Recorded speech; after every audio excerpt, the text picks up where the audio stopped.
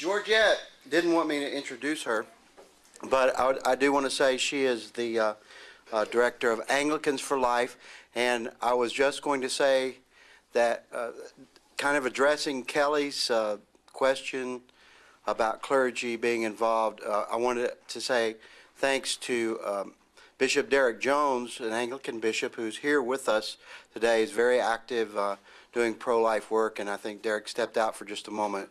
But it's really great to have a bishop to come to something like this, take time out of his busy schedule. So I want to thank Bishop Jones, and thank you, Georgette. All right. All right. Now, I have really appreciated the fact that Pastor Paul invited me to be one of the speakers, but when I got the schedule to see the order of speakers, I was like, oh my gosh. Following Father Frank is never an easy thing to do, but especially in the context of having to, in this context, when he was really preaching it, if you would.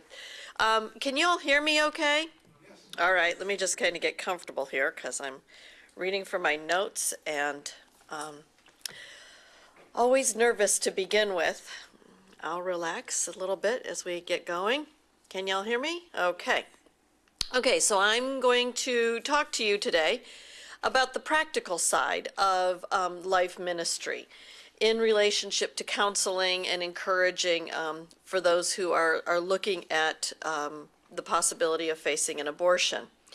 But before I start, can we pray? Because it always helps my knees to stop knocking. So, dear Lord Jesus, I thank you so much for being here with us. And I ask you to calm my heart. I ask you to settle my thoughts and my jumpiness. Invade our minds, Lord. Set our hearts on fire for love for you. And help each one of us to take away from this time, this afternoon of teaching, exactly what you want us to learn and want us to apply for life and to bring glory and honor to your name. And it's in Jesus' name we pray this. Amen. Amen. Okay. I have had the unique privilege of addressing life issues now as part of Anglicans for Life for over 14 years. I'm working on my 15th year now. And I came to work in this business, this great ministry, because of my own experience with having an abortion when I was 16 years old. And when I first came to work for Anglicans for Life, it was then known as the National Organization of Episcopalians for Life. Pretty obvious why we changed our name. And early on, I wasn't sure how people would receive me as somebody who had had an abortion in the pro-life movement. And I was pleased to see that not only did they welcome me, but they welcomed my story, and they gave me a place at the table. And early on in my ministry, I read an article that was in the First Things magazine called A Failure to Communicate by Paul Swope. And the article basically talked about some research that was done, and the research was referred to as the lesser of the three evils. And what the research sought to do was to get inside the mind of a woman who's facing an unplanned pregnancy. What is she thinking? And the reason why they did this research, and it was originally paid for and taken and called for by the Vitae Foundation, and they create commercials and that sort of thing. So they wanted to create commercials that was really going to have a message that spoke to the women. So they did this research, and as I read this article, I felt like these people had gotten inside my mind, and Paul Swope had really personally connected with me. And I realized that as much as I wanted to talk about my own abortion experience to help people understand the pain that women have from abortion, we also need to talk about what women are going through and understand what we feel like and what is happening when we find out we're pregnant and we're 16 years old and our parents don't even know we're sexually active and we're the good girl in the family, the youngest of 4. all I could think about was the fact that my future was in jeopardy. Who would want to marry me as a 16-year-old girl with a baby? And when I read this article by Paul Swope, this failure to communicate, I was like, they captured all the thoughts that I went through. Because you see, one of the things that there's a variety of things that happen in the pro-life movement when we're trying to figure out ways to help women. And I'll tell you, the one group that has really gotten this figured out are the pregnancy resource centers. And my hat's off to those folks. And I had the opportunity to be with Save a Life here in Birmingham yesterday, and the office in Vestavia. I did it. The office in Vestavia was really quite impressive, and it was really fun because we had the morning and we talked with the different directors around the county, and then in the afternoon we talked with the volunteers, and we were leaving, and there was a young couple there that brought their newborn baby by to 4 days old.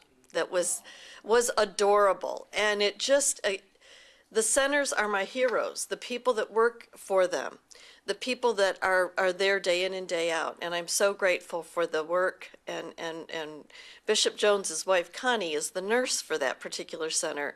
And it's a powerful ministry, and they understand it. But today I want to help you understand what that woman, that pregnant woman, is going through, so you can think about how your ministry can partner with the pregnancy center so that we can reach out in a practical way to help the woman facing the unplanned pregnancy. It's funny because when most of us, you're married and you want a child and you find out you're pregnant, that's good news. But for that 16-year-old girl, that young college girl, it's not good news. It's very, very scary news. And she's dealing with two different factors. She's dealing with her own feelings, but she's dealing with some outside influences as well. What her parents think, what her boyfriend or the father of the baby thinks. And so I want to kind of pull those two pieces apart. And first, let's start with the woman. What is she going through? As I said earlier, it was a threat to my future. It was an absolute sense in which, if I have this child, I'm not going to have a future. It's hard to believe that I was that narrow-minded, that self-centered, but that's what a young person typically is narrow-minded and self-centered and focused solely on themselves. And so we have these young girls that are dealing with something that they're not prepared to deal with. And all they can think about is, in all honesty, a pregnancy is going to leave me fat, and 9 months to a pregnant girl is eternity. It's such a long time. They can't imagine that they'll survive 9 months. And what's going to happen to my friends? And what's going to happen to, all the other relationships and all my dreams? I was hoping to go to college. I won't be able to go to college if I have a baby. And so, as we understand that this young girl is fearful, that she is thinking about her own life, the baby becomes the enemy. The baby becomes the threat. Now, it's interesting because in the original research that was done, the lesser of the three evils, the first discussion point was parenting. And of the three evils, parenting was the scariest because it was lifelong. And how was I going to, how was this going to permanently affect my life? The second choice, adoption, you would think that adoption would make sense, right? Like, adoption is the best choice. It's, in my opinion, on the other side of all those decisions I made, I see adoption as the real heroic choice, because it's going through the pregnancy. It's letting everybody know really what you've done. It's not hiding your sin. It's being upfront with it. But then it's doing the greatest, most courageous thing you can. It's by placing your child. That's what a real mother does, is places her child with a family that really can care for her or him. But instead, that girl who's pregnant hears adoption, and she thinks, how can I abandon my child? They will say, I've counseled them, they'll say, if I give my child up for adoption, that's like abandoning my child. And you're thinking, well, it's better than killing your child. But they don't, they're not putting those things together. And ironically, they're pregnant, so their hormones are beginning to freak out. So now they're not thinking straight anyhow because they're hormonal on top of it all. And they're in crisis mode because they want this problem fixed today. They think that they can simply take a pill and make it all go away. And that's what they want. And that's kind of what we teach in our culture now, is that everything's instantaneous. And so there's this sense in which adoption is a terrible suggestion.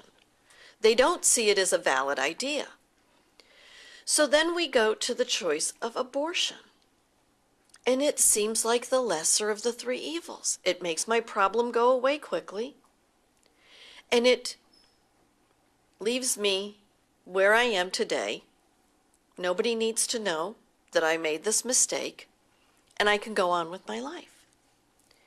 Now, I want to finish talking about this side of it, and then I'm going to talk about the effects of having had an abortion and the Silent No More campaign in a few minutes. And I'll get back to that place where what happens to that woman once she does have the abortion. But I want to kind of go on this track for a few more minutes and recognize that if we are going to provide practical help to the woman who is thinking about abortion because she's just found out she's facing an unplanned pregnancy, we have to begin to think like her. We have to begin to respect her thought process. Whether we agree with it or not isn't the point. The point is we have to realize and acknowledge and accept that that's where she is and meet her there. Now, I just want to say a quick word about adoption related to this whole point. Oftentimes, and I've done this myself, oftentimes when we're in front of a clinic and we're talking to a girl who's stopped on the sidewalk and she's talking to us, she's getting ready to go into the Planned Parenthood clinic, but we've got her attention and she's talking.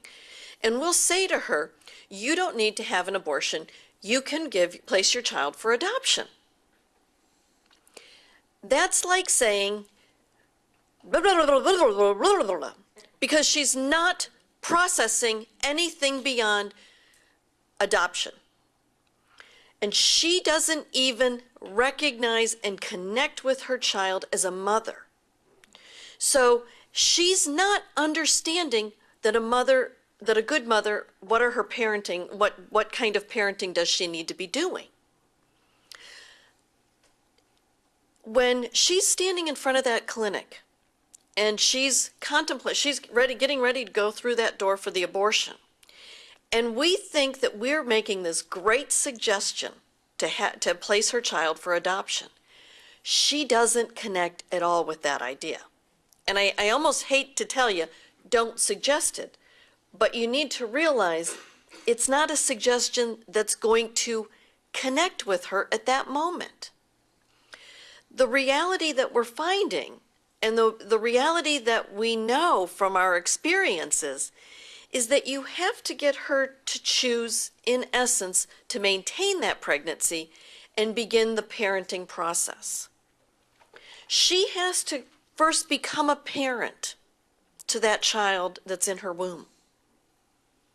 She has to connect and allow herself to fall in love with that baby. But right now that baby's threatening her future. So it's a real dichotomy. And because she's young, she doesn't have the emotional tools to process it all. But if you can help her to see that motherhood is not the worst thing in the world, but the greatest blessing, and you promise to walk alongside her, because what we know from the research done by Planned Parenthood is when they go into the clinic, they have them fill out this long form. It's called an intake form, and they ask them, Why are they having this abortion? And they're allowed to answer and check off as many points as they want. And the most common answers relate to the fact that they don't feel that they have the emotional support and they don't have the financial resources to keep the pregnancy. So let's start with the emotional support. When I was, a couple of years ago, I was speaking at a college, and I met, I was, in my talks, I always end my talk by, when I talk on college campuses, I come off as a real feminist. And as I was finishing my talk, I made the point that women are really, really strong, and that we have a great depth of courage and strength that we can pull from. It's a reservoir of inner determination, especially when it comes to our families. And I said, you know, women are really strong. Hear us roar. You know, I make that kind of joke. But the reality is that abortion is really the message that you're not strong enough to carry on this pregnancy. So I say to them, that message is a lie. Women are strong. Women have been crossing this country in covered wagons and having children, and, you know, we're pioneers. We are women, hear us roar. And I was doing this at a college in Clarion, Pennsylvania, and a girl came up to me afterwards. And she was a first-year student. She was an African-American girl from Philadelphia. And she said to me, Georgette, I haven't seen my mom in 4 years. How can I be a mother? I don't have anybody to teach me how to make a bottle. Who will go with me if my baby needs to go to the emergency room? She's realizing that she doesn't have the support system around her. The boyfriend wanted her to have an abortion. She didn't have anybody to come alongside of her and say, you can do it and we'll help you. And you know, at the pregnancy center yesterday, we were talking about the fact that we want to end abortion in this country. But the ministry that's going to be needed to end the 1.2 million abortions that occur in this every year in this country means that we've got to get a lot of practical ministry going. And we've really got to put our feet and our hands, you know, to the plow, if you will, and get moving. Because these girls, these young women, they need our help. Currently, we have a number of women, the largest, I'm not going to give you the right statistic because I don't have it memorized, but let me just say it this way. I was reading over all of the statistics from 2008, or 2010, the most recent year we have them from Planned Parenthood. And the group that has the most abortions right now are women who already have one child, who are already mothers. So these are women who know that it's a baby. They realize what they're doing, but they're feeling like they're choosing between the child they have born and the child that's in their womb. Because I can't handle two. I'm trying to get a college degree. I'm trying to make a better way for my son. So we've really got to step into that. And this is where the church really has a huge role to play. And I'm happy to say that, you know, in the Catholic Church, they have Project Gabriel, which is a ministry in the churches to help come alongside the women, in addition to the pregnancy centers. Well, in Anglicans for Life, we came up with the Anglican Angel Ministry, and we kind of tweaked the Project Gabriel program because we realized that we have to equip the churches to be able to reach out and help these women. And what I'm happy to say is in more times now we're seeing the boyfriends, the fathers of these babies now getting involved in this early on. And hopefully if they can support this girl, she can choose life. When she has the support of her boyfriend, the father of the baby, the husband, and she has the support of people around her, she's not so afraid. She doesn't feel that the baby's going to threaten her future. But she's absolutely not sure of that. When she thinks that I don't have the emotional support or the financial support, you know, what is she going to do? What choice does she feel like she has? As Father Frank said, she feels she has no choice but to have an abortion.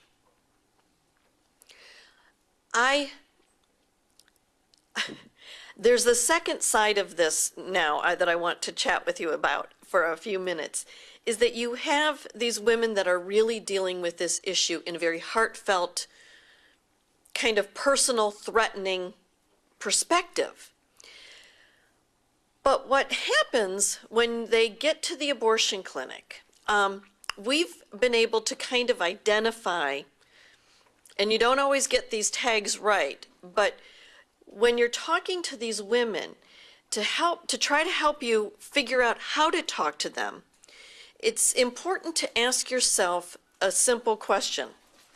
Are they abortion-minded or are they abortion vulnerable? Because what we've noticed, like I've said, is a lot of women really want to have their child. They don't really want to have an abortion, but they feel they have no choice. And those are the ones that are easier to help change their mind, help them realize that they can. Those are the saves, if you will, in our vernacular. Those are the babies we're more able to save. When a woman is abortion vulnerable, she is really just being vulnerable to the suggestion of a lot of people that this abortion idea is going to fix her problem. She doesn't really want it. She's really not sure. But she doesn't really feel she has any choice. She is a person you can really help. You can really spend time talking with her. Help her to identify what are the reasons that she's thinking she needs to have this abortion. That's the very practical step to say to her when you're in front of the clinic or you're dealing with her. Why do you feel this abortion procedure is the best choice for you? And when you ask her that question, she's going to begin to give you some hints at what she's actually really struggling with. If she's fearful of the financial resources that she doesn't have, or if she's fearful of the lack of emotional support, she's going to outline those. Now, the second personality is that abortion-minded woman. And she's going to walk towards that clinic with her head down, or really her head up and determined and brusque by you and not want anything to do with you, or she's going to walk in with her head down and just ignore you. She's called an abortion-minded woman. She's more determined. And I don't mean to kind of paint broad characteristics of women, but what we're learning about these things is what I'm trying to explain to you. And these abortion-minded women are typically women who have already had one abortion. An abortion-minded woman is usually somebody that has had one abortion, or 2 abortions, or 3 abortions, or 4, or 5, or 6. And every time she has an abortion, she's actually, let me rephrase that, every time she gets pregnant, she's actually trying to find a different solution than the abortion. But nothing in her world has changed. Nothing in her life has changed.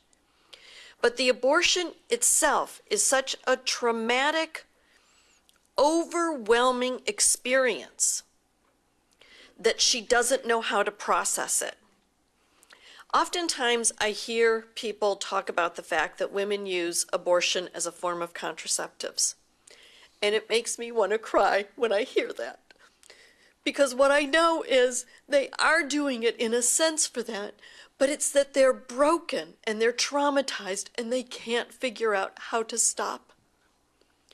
Their world is caving in. I sometimes describe it and see it as they get pregnant and the help isn't there. You know, I've seen so many women that have said to me, I found out I was pregnant and I was actually excited. But nobody else around me was, and everybody said I wasn't ready to have an abortion or ready to have a child, so I had an abortion. But their heart's been broken. They've been traumatized. So unconsciously, they find themselves pregnant in 3 to 6 months again. And they're hoping for a better outcome. They might not tell anybody for a little while longer because they're hoping this time around people are going to support them. But they don't. So they have that second abortion and their heart shuts down a little bit more. It gets hardened a little bit more. They start drinking. They start using drugs to numb the pain. And they go and they start down this vortex that's like a tornado that sucks them in and destroys their soul. Until that they're basically walking zombies. That they're numb. When I talk to women who have had abortions, the most common description they'll say is, I feel numb. I feel nothing. They've shut down because they don't know how to handle the trauma. But when they're abortion-minded, because they've shut down, they're mean. They're hurt. Everybody that, one of them, there's so many thoughts that pop into my head at once sometimes, I'm not sure where to go. I've heard women, young girls say, my father was a preacher in our church, and he didn't want me to embarrass the family, so they took me to the abortion clinic. My boyfriend said to me, it wasn't time. We weren't ready to have a baby, so he took me to an abortion clinic. My husband said we couldn't afford another child, so he took me to an abortion clinic. And I went along. And those women will all say to you that they ultimately take responsibility. But they'll also say that they felt pressured, coerced. And when you feel that pressure and that coercion from people that say they love you, what ends up happening? You don't trust. And I'm not going to trust a stranger standing in front of a Planned Parenthood clinic handing me a tract. Why? Everybody else has let me down. So we have to kind of step back and begin to think about this from that person's perspective, from that girl's perspective. We can tell her, we can use the moral arguments and tell her it's a baby and show her all the development points. And the abortion vulnerable girl, she's going to listen to all that and she's going to connect with that child. But she doesn't have any choice because she doesn't have that support. So we've got to be able to recognize who these people are and realize that just because we understand that it's an immoral act, that's not going to connect with her. It's talking gibberish again. It's not really thinking about her needs. It's believing that you have the best argument that makes the most sense. And that's kind of selfish too. If we're really going to help and end abortion, we have to start paying attention to the needs of the women when they're going to have those abortions. So now, when you think about that kind of stuff, you have to start thinking about the practical sides of how does this manifest itself in my life.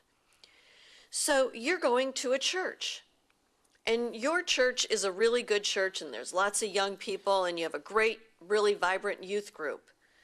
But what happens when a young girl gets pregnant in your church? Is she going to go and have an abortion too because she's not getting any message in that church that talks about what she can, that the church is going to be there to support her? Girls in churches get pregnant. Girls in churches have abortions. We were just talking about that yesterday in terms of the fact that they can identify at the pregnancy center specific churches where the girls come from. And what we need to be thinking about is how can we reach out to that girl, but also to her family, because that family is going to be reeling from that reality and trying to figure out how do we do this. And there are a number of really great practical resources. There's a book that's written when you find out your teen's pregnant, what to do as a parent. And it's got a ton of practical advice that's really helpful. Because there is no, our kids don't come with manuals to begin with. And then you have your child that's now going to be a parent. And that changes the whole dynamic in who she is. If she's going to be able to continue that pregnancy, we have to have the resources to help her as well as help her parents go through that process. So we need to think about what are those practical resources. And that's where our pro-life organizations come in to help you. Because like the Pregnancy Center, we all know what those resources should be and we can hand them to you. You don't have to go out and invent the wheel every time you want to help somebody. Ask for help from the people who are already doing these things. Another area which I just want to touch on, it has a slightly different component to it, but in today's society, we're dealing with a number of women who are in the midst of their pregnancy, a wanted pregnancy, and they find out that their child has some sort of disorder or handicap, trisomy 13, Down syndrome, any number of prenatal diagnoses that, you know, the woman is thinking her pregnancy's fine and the family's all excited. This baby's a wanted baby, and, you know, everybody's patting her belly and thinking of names. And she's been told that something is wrong with her baby. And in today's society, her doctor will put great pressure on her to abort. But they don't call it abort, they call it terminate. You need to terminate this pregnancy because the baby isn't going to survive. And she goes home, and her husband are stunned. They don't know what to do. They're overwhelmed, and they listen to the doctor, and they schedule the termination for the next day, and it's over, and it's supposed to all go away, but it doesn't, because this has been a wanted baby. You know, and everybody's supposed to call it a miscarriage, and it's going to be no big deal. Give her a couple of weeks, and she'll get over it. But that's not how it works. And again, it goes back to what are we finding out? What are we learning? Because we're working with these women. And what we know is that that woman needs to go through that pregnancy. God doesn't make mistakes with any child. And as we now, again, make sure we are walking with this woman through this pregnancy. We are not just saying continue the pregnancy, but we're there to really support her.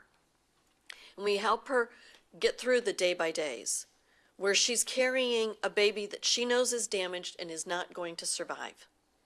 She knows that she might not even make it through the pregnancy, or the baby might die in utero, and she's carrying a dead baby. And she has to go through that process of delivering a dead baby.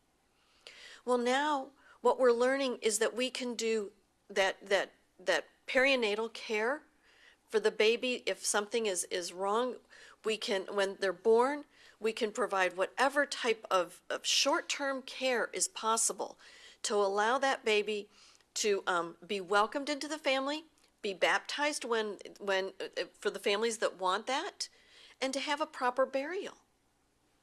In other words, that baby's a part of a family, so we need to treat that baby as a part of a family, even if that baby's life was only brief. And when we walk with a woman and a family through a prenatal diagnosis that's negative, that way, we find that it's healthier for the whole family, for the woman, and for the other children that are in that family. Rick Santorum's family is a great example of the fact that they lost a child before Bella was born. His name was Michael, and Mrs. Santorum, Karen, wrote a book about this whole thing about how they welcomed Michael into the family. And there's a wonderful website called BeNotAfraid.net. BeNotAfraid.net. And the reason why we need to be there is that we are getting more and more women with these types of diagnosis, if you will. And so we have to be prepared to provide practical pastoral care for them. But now let me move on and talk about what happens to the women who have had abortions. What happens to the men who have had abortions?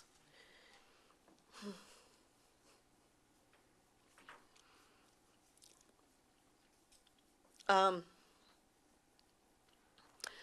me give you some statistics for a second. Statistics are always easier to talk about than the personal, right?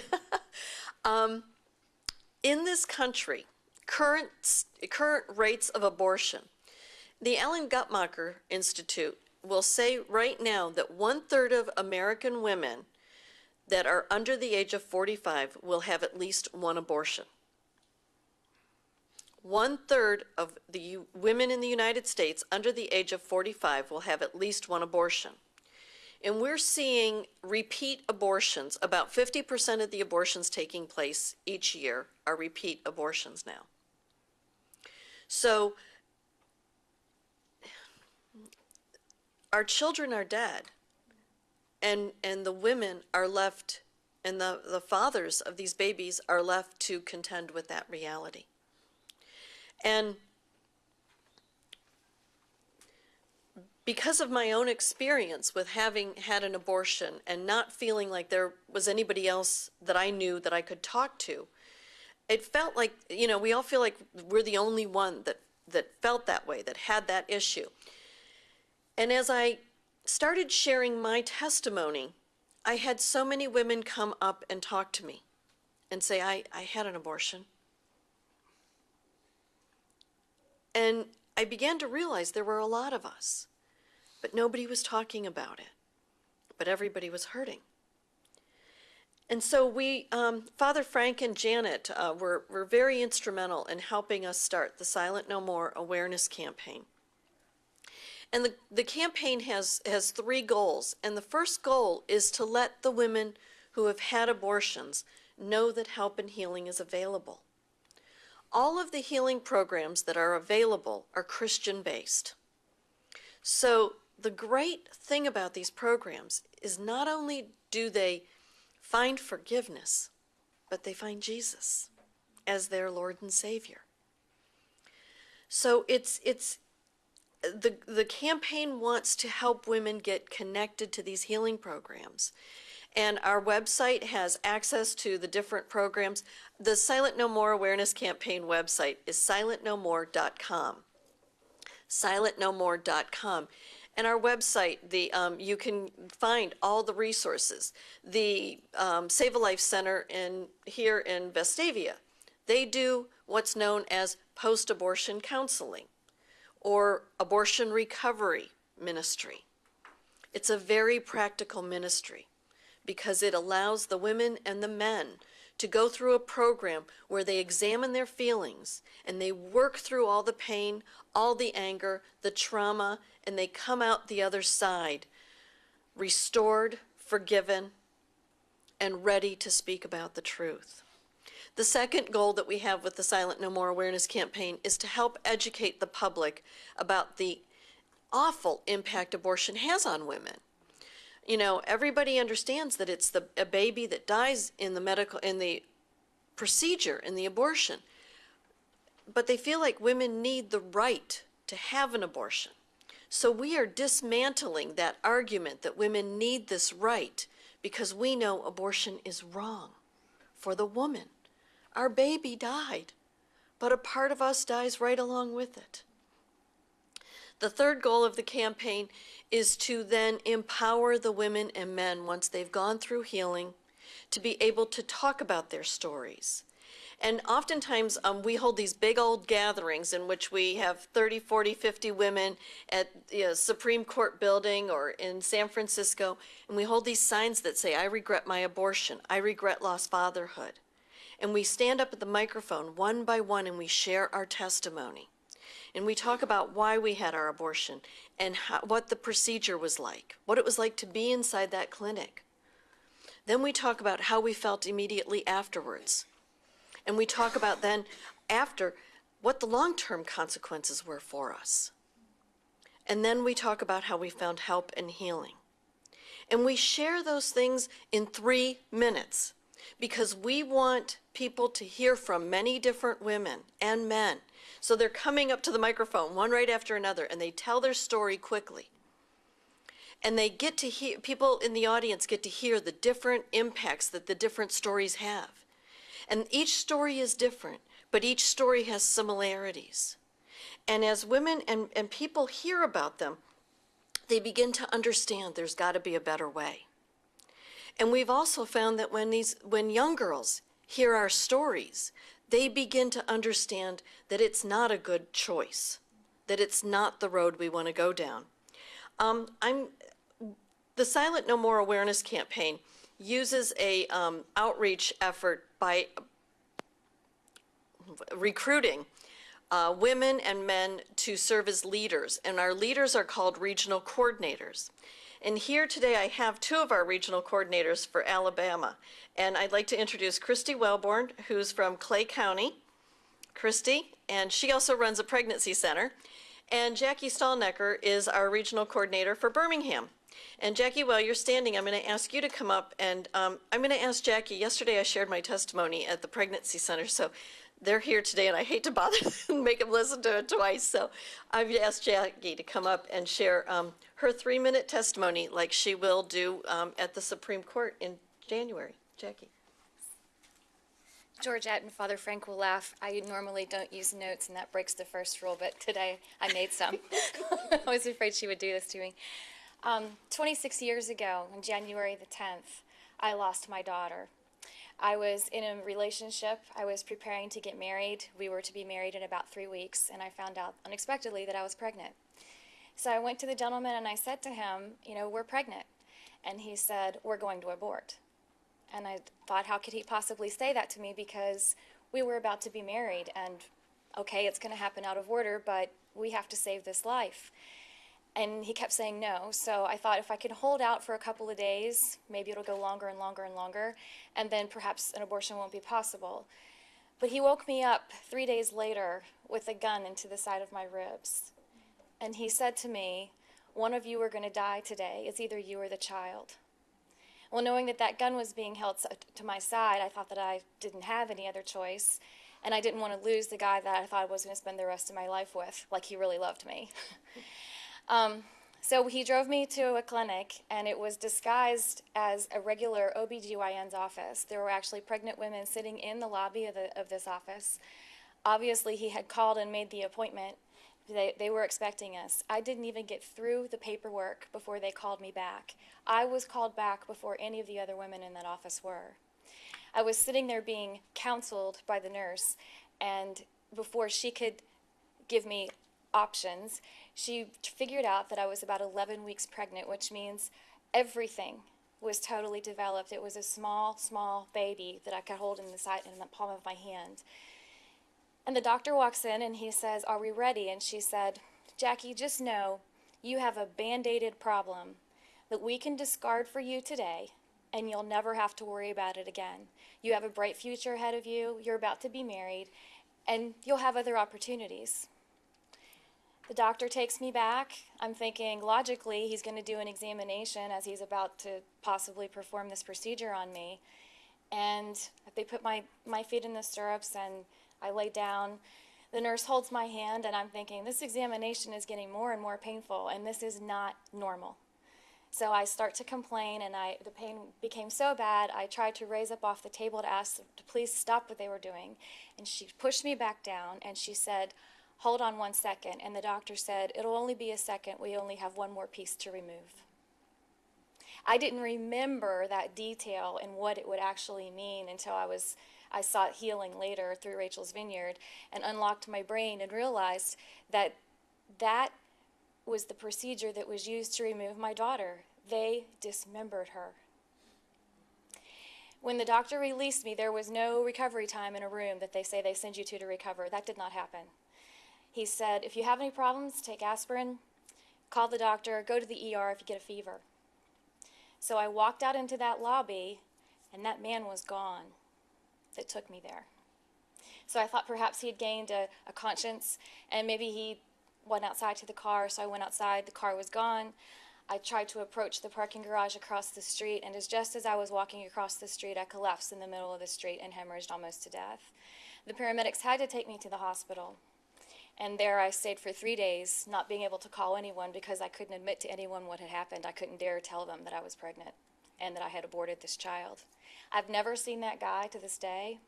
With all of the social media and everything that we have, I cannot find him. I've had cancer 3 times in my uterus. I had a 25-pound tumor removed out of my uterus. All is a result of having had an abortion. I have a wonderful doctor here in Birmingham who understands, how this has affected me. And he said, Jackie, we're going to keep this uterus in your body in hopes that you can have another pregnancy. But the time has run out. I can't get pregnant. I just turned 47. And so now I was telling Georgette yesterday, I'm grieving all over again my daughter and the loss of her, because I've realized my one and only chance is over and it's gone. So through the hope and healing that Georgette and Father Frank help us with, and Janet, I'm able to honor the life of my daughter, and I do that every January 10th. And then I get to see all of my sisters in Washington, and we kind of gather together and share our stories, and we talk about regular life, and we have a lot of fun too, believe it or not. But it takes hope and healing in order to be able to do that, and it's not always easy. But Christy and I are here today to tell you, to support, what Georgette is teaching us to do, is to reach out to people, because my parents don't talk to me because I speak out, but I know I'm doing the work of God, and so I have to continue. And I pray that one day our family will be united. We have been shortly in the 5-year period that I've been speaking out, but the magnitude of the consequences that happen to not only my body and my poor daughter, but my family suffers, my brother suffers, my niece and nephew suffer. They've always said to me, gosh, you'd be such a great mom. I spoke at Deacon Doug's school, and one of the girls there raised her hand at that end of my testimony, and she said, have you ever thought about adoption? I'm adopted. You'd be a great mother. So now we're discerning adoption. We'll see what happens. But please listen further to what Georgette has to say, and feel free to talk to Christy or I, when we're done, because we're out there and we're available to come and speak into your churches in any event possible, to try to get the word out, because I can promise you, every one of you in this room, there is somebody in your family that has stood in these shoes. God bless you. Thanks, Jackie.